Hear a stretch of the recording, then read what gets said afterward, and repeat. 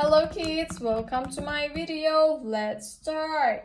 Today we're going to learn the alphabet. Let's start. Let's start with A. Letter A.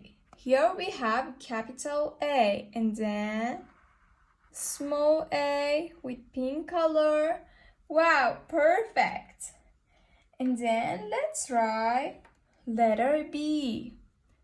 Letter B. B is for baby. Baby. Capital B.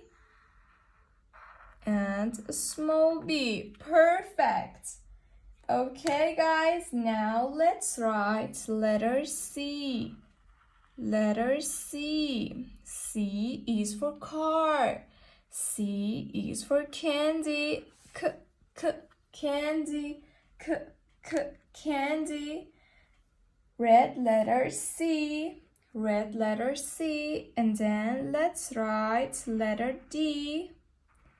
Letter D with sky blue color. And then small d. Small d. Perfect. D is for daddy. Daddy. Daddy. Now let's write letter E with orange color. Letter E. Capital E and a small e. E is for elephant. Elephant. And then let's write letter F. Letter F. F is for fairy. Fairy. Fairy. Silver color.